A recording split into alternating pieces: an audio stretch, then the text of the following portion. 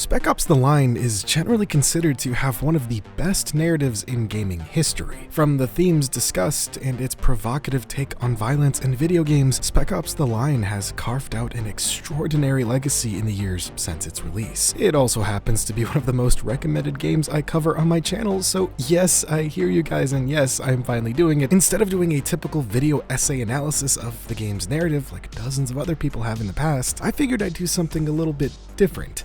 You know, mix some things up on my very stagnant channel and try something new. So in this video, I'll be breaking down everything about this seminal game, from how it came to be, its ties to other pieces of literature, and the overall deeper meaning behind it all. However, if you need a recap of the story, be sure to check out my other channel where I have a complete story breakdown / theory as to what caused the sandstorm in the first place. And let me tell ya, it's somewhere between the CIA, aliens, and Jewish space lasers, so take your pick and let's see if you get it right. Anyway, let's talk about Spec Ops: The Line.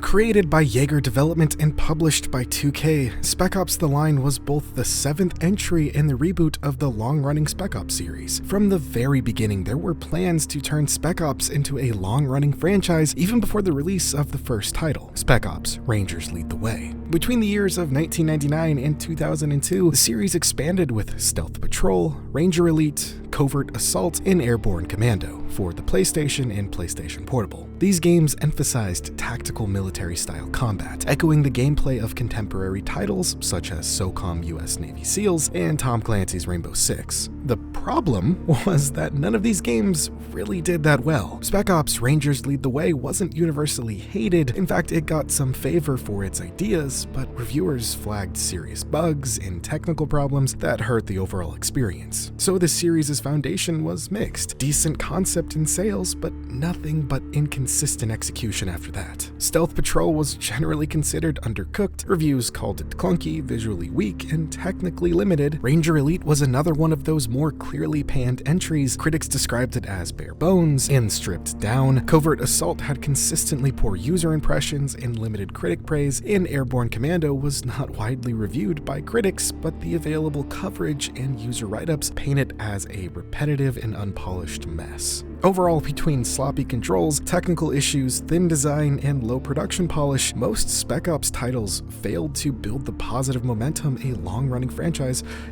needed. After several poorly received Spec Ops titles, the series was obviously put on hold. From 2005 to 2009, the franchise remained dormant. Yet in 2006, German studio Yager Development pitched a cover-based shooter to 2K Games. While 2K rejected the original concept, which featured futuristic soldiers and no Dubai setting, they invited Yager to reimagine the Spec Ops series in a reboot, granting significant creative freedom. Development on Spec Ops: The Line formally began in 2007, retaining the core gameplay ideas of Yager's initial pitch, but discarding most tie-ins to earlier Spec Ops titles, save for the name. And to be honest, there really wasn't that much to tie into anyway. Yager drew inspiration from a wide range of media when building Spec Ops: The Line. The game's foundation was heavily influenced by Joseph Conrad's Heart of Darkness, a story about how chaos and violence can fundamentally change a person. More on that later. The dynamic between Captain Walker and his squad mates took cues from HBO's Generation Kill, while Walker's psychological unraveling was inspired by the 1990 film Jacob's Ladder. Even the Tower of Babel, not that one, served as a thematic influence, symbolizing human pride and the collapse that follows. Originally, the story was to be written by several in-house writers, but Yager later brought in Richard Piercy, known for his work on some of the Fear titles, and Walt Williams, who had worked on BioShock 2 and Mafia 2, to craft the overall narrative of The Line. From the start of development, violence was key, not as a cheap spectacle, but as something meaningful. The team wanted every act of violence to carry emotional weight, forcing players to question their own participation in the brutality. Writing the story became increasingly uncomfortable for Williams, as the game's dark psychological themes took a toll on even the creative team. Internally, Yager considered telling the entire story without any cutscenes, all of it purely through gameplay, but eventually they decided to include cinematic moments to build emotional connections and deliver dramatic tension more effectively. The story of The Line takes place in a sandstorm-ravaged Dubai, a setting chosen both for its visual potential and thematic weight. The idea came from Williams and creative director Corey Davis, who had both personally experienced natural disasters like hurricanes and sandstorms in Louisiana and Texas. They were also inspired by a legend about a Persian army that vanished in an Egyptian desert during a massive sandstorm. This was the lost army of Cambyses. The mysterious event is said to have occurred somewhere around 524 BC when King Cambyses II of Persia dispatched an army of 50,000 soldiers to Siwa Oasis to confront the oracle of Amun, whom he believed had insulted him, which fucking hell, talk about a severe overreaction. According to the ancient historian Herodotus, the army was engulfed by a massive sandstorm and disappeared without a trace. Also,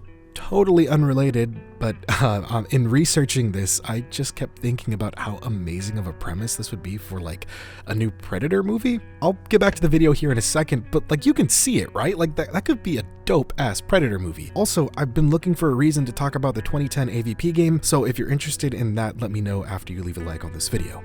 Anyway, tangent aside, for Davis and Williams, the sandstorms symbolized the chaos and fragility of humanity and how easily control in civilization can crumble under nature's power. Dubai offered the perfect contrast, a city built on excess and wealth brought to its knees by the unforgiving desert. The team believed that Dubai's striking skyline and architecture allowed for dynamic level design, full of vertical spaces and visual variety. Visually, they wanted to avoid the tired, muddy color palette typically found in military shooters at the time. Instead, they filled the city with glass, marble, gold, and crystal, giving it a vivid, almost surreal vibrancy. Using Dubai as a setting also allowed the team to integrate sand into the game's core mechanics. Davis described the in-game Dubai as a mix of fantasy and real-world environment. To ensure the sand mechanics felt meaningful rather than gimmicky, players could manipulate sand in multiple ways, triggering dust clouds by throwing grenades or causing sand avalanches by shooting weak structures. Scripted sand sequences, god fucking say that 5 times fast, why did I write that? Were also included to maintain dynamic gameplay. From the start of development, Williams considered choice a key concept. The game avoids a traditional morality system, instead presenting situations where players have freedom to act, often with deliberately unclear consequences to encourage exploration of alternate options. Inspired by Fallout 3 of all things, these choices often pit what the character knows against what the player might do. Many choices are morally ambiguous, forcing players into bad or worse decisions and split-second reactions during combat. The developers wanted consequences to be unpredictable, reinforcing that decisions should come from the player's will rather than a desire to optimize outcomes. Williams also aimed to make violence feel meaningful. While Delta Squad's mission is to rescue civilians, players inevitably must kill.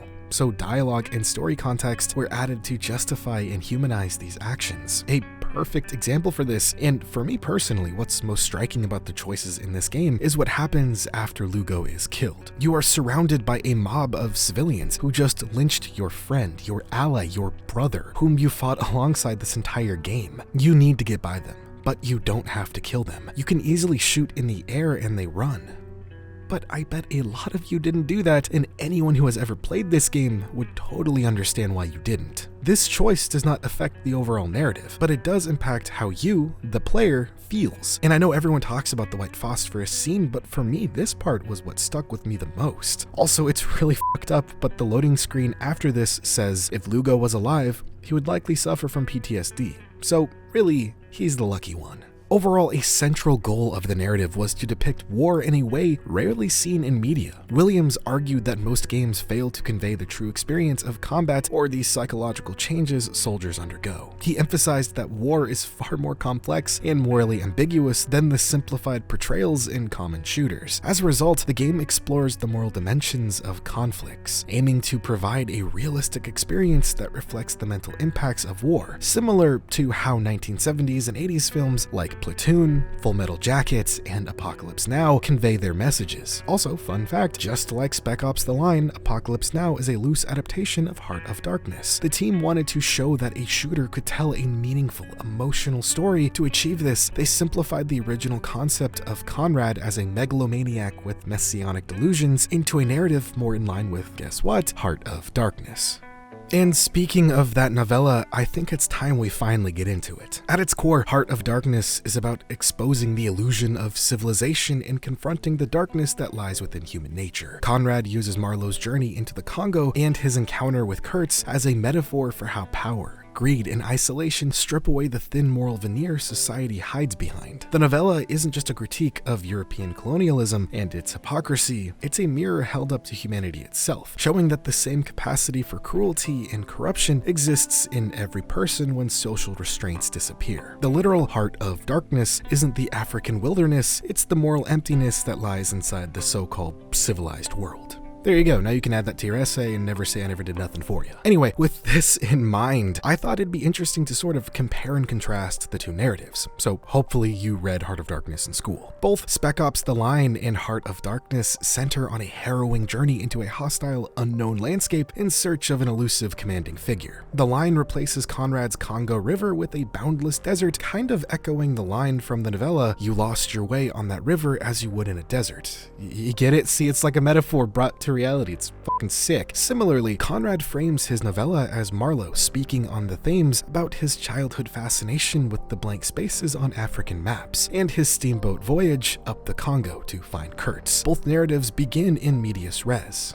And now what does that mean? For those of you who are not into storytelling bullshit as much as I am, in medias res is Latin for in the middle of things, as it starts in the middle of the action. This is a very common storytelling technique used to immediately hook the viewer, listener, watcher, player, whatever, with drastic exposition that is then filled in gradually through dialogue, flashbacks, or descriptions of past events. Hamlet, The Odyssey, Kill Bill, and I guess you could technically say Star Wars if you think about it in like a retroactive way, but you get the idea. The Line begins with a helicopter fight. The novella with Marlowe aboard a boat, and both narratives unfold via flashbacks. In each, tension mounts as the protagonist ventures deeper into the wilderness, river, or sand toward an encounter with Kurtz/Conrad. The two works also feature parallel character journeys. In Heart of Darkness, Marlowe is a curious, idealistic sailor who becomes increasingly disillusioned by the brutality he witnesses. Kurtz, the ivory trader he seeks, starts as a charismatic, brilliant figure, but has degraded into a monstrous ruler. Kurtz does not trade, but rather takes ivory by force, and rules natives by suppression and extermination. In The Line, Captain Walker similarly transforms under stress. He begins as a confident Delta Force officer on a rescue mission, but by the end he is mentally unraveling. He sees things, he hears dead people, and just overall collapses under the insane stress of it all. This could be described as a Kurtz-like transformation, as Walker shifts from hero to basically a psychopath. Conrad in the game is very obviously a deliberate echo of Kurtz. However, unlike Kurtz, Conrad's fate is revealed to be nothing more than Walker's hallucination, a ghost of Walker's own guilt. Also, in case you couldn't tell, Colonel Conrad's surname is a reference to Joseph Conrad, the author of Heart of Darkness, but spelled with a K, so maybe there's another slight reference to Kurtz, the antagonist. Regardless, by the climax,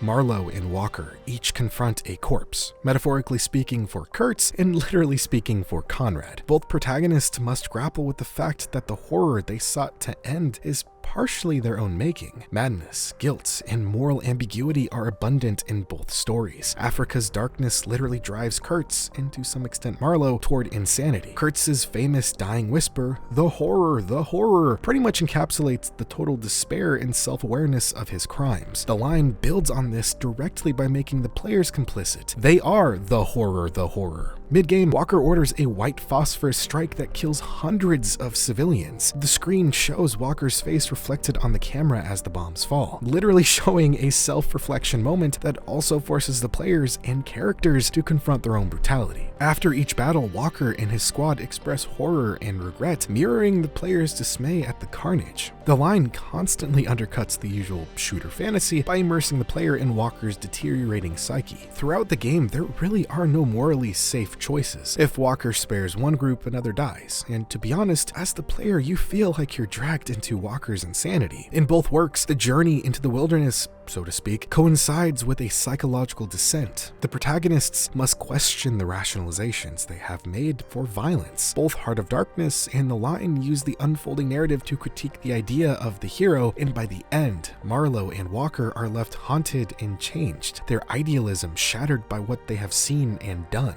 One could even argue that the destroyed Dubai becomes a radicalized Heart of Darkness in its own right. Both works even end by questioning the myth of the Noble Empire. Marlowe ultimately ultimately refuses to deliver Kurtz's damning reports and lies to Kurtz's fiancée to hide the truth. The line similarly forces Walker to realize that they are not the heroes they believe themselves to be. In the finale, Walker either dies by suicide or stands before rescue troops as a broken man. Now, I would be remiss not to mention my favorite narrative conundrum/paradox that plagues a lot of games. Say it with me, y'all, it's Ludonarrative dissonance. I made a whole video on it. Go check it out because no one else has. Anyway, since most of you haven't seen that video, Ludonarrative dissonance is what happens when the gameplay tells one story, but the narrative tells another. Play The Last of Us Part 2 and you'll immediately understand what I mean. While Heart of Darkness confines Marlowe's crisis to the realm of observation and reflection, the line drags the player directly into the mud. It makes us cross the line.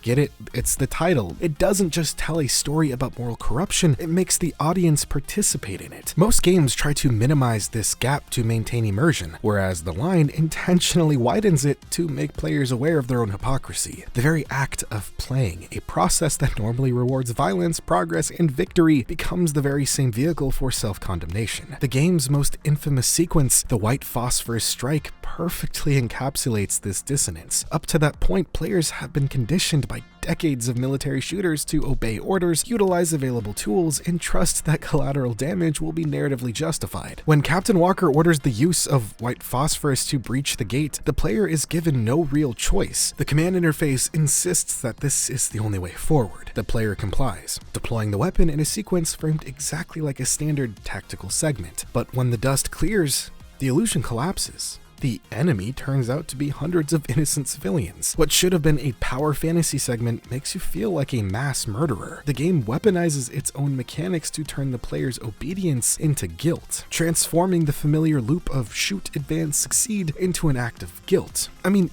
isn't it kind of telling that this is the first time for a lot of players to feel so uncomfortable in doing something so ingrained in shooters, especially when a mission like Death from Above in Modern Warfare sees you in an AC-130 firing 25mm rounds, literally deleting people from existence. Now, I know it's enemy combatants versus civilian casualties, I know it's a big difference, but imagine if Modern Warfare followed up that mission with a boots-on-the-ground scene showing the aftermath in realistic and grisly detail. The shock and guilt that the line generates might feel equally potent here. Anyway, from that moment on, the dissonance between gameplay and story intensifies. Walker's dialogue grows more aggressive and unhinged, his posture changes, his voice deepens, and the screen tints towards sepia and blood. Yet the player continues pressing forward, pulling the trigger, and collecting headshots, even as every part of the narrative screams that they should stop. The contradiction between the story's horror and the player's behavior isn't a flaw, it's kind of like the point. The line refuses the escapist catharsis of most shooters. It mirrors Marlowe's journey into moral darkness with a new medium's tools, forcing players to question why they should continue. When Walker finally confronts the hallucination of Conrad, he is not just confronting his guilt, he's confronting the player's complacency. The game collapses the boundary between observer and participant. This deliberate collusion between mechanics and message stands as the modern evolution of Conrad's psychological realism. In Heart of Darkness, Marlowe bears witness to atrocity and wrestles with his conscience, but he remains a narrator, a spectator who can lie to Kurtz's fiancée and maintain a semblance of distance. In Spec Ops: The Line, that distance doesn't exist. The player cannot simply observe. They do the things that horrify them.